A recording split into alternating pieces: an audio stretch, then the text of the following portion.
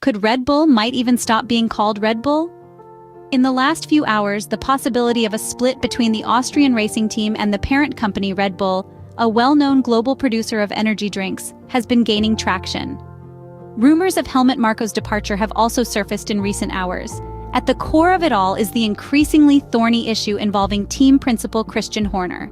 Initially, Red Bull had cleared the Englishman after a lengthy investigation, but the chats between Christian Horner and the employee made public in Bahrain have opened a new controversial chapter. Already in Sakhir, Jos Verstappen had taken a stand against Horner, and now it seems that Helmut Marko has also taken a position.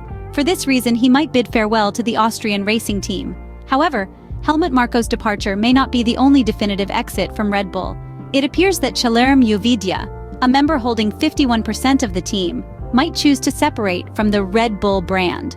According to information from the Bahrain paddock, the manager is contemplating a split from the Austrian multinational private conglomerate company, the giant founded by Dietrich Mateschitz and Chelem Uvidia, who is also Chelem's father.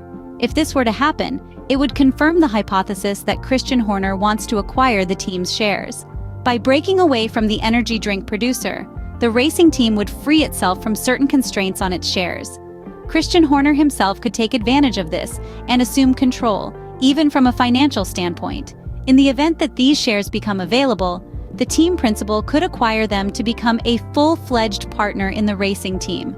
In short, the situation at Red Bull, at present, remains extremely heated. For Ferrari, this could mean a big opportunity to finally convince one of the greatest minds in F1 history to join the Maranello team. The news comes from Jeddah, disrupted by the wind noise and interference. But what is said is very clear and straightforward. Adrian Newey and Ferrari have reportedly reached an agreement, according to the Italian media. It is no secret that the arrival of the British engineer is at the top of the wish list for those in Maranello, looking to strengthen the technical department with a major move.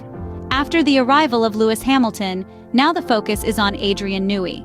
In other words, the presence of the English driver is acting as a catalyst for other important arrivals. It is no secret that Vasseur has long been in contact with other members of the Red Bull technical staff, starting with Pierre Wach, who was rumored to be arriving last year before the announcement of his 3-year contract renewal. Adrian Newey, who perhaps does not make the difference alone, but a key figure who can unite various visions within the working group. Someone who could bring creativity and innovation to the Maranello racing division. Assuming, of course, that he is given free rein for expenses at a time when Ferrari is closely monitoring costs and cutting up to 30% of some services deemed non-essential. Supporting this voice from the desert is the fact that he does not want to get involved in what seems to be a settling of scores in Red Bull. The Christian Horner affair has most importantly highlighted a power rift in team management, with Helmut Marko somehow seeing his revenge in the last year of his presence in the Austrian team. Max Verstappen's father, involved in the Christian Horner affair, seems more on a personal revenge quest than a technical one, and therefore, on such a basis, Adrian Newey may have nothing more to say in Red Bull. Accepting the allure of Maranello, 11 years after the almost agreement, could be the missing link to the whole story.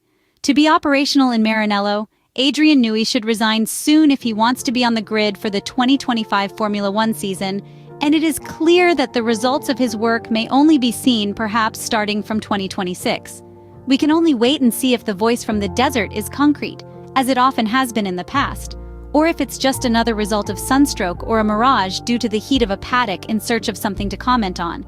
Meanwhile, at a moment when the entire Formula 1 paddock is entangled in the internal dynamics of the Red Bull team, involved in a political battle without holds barred, Scuderia Ferrari is also making other important moves.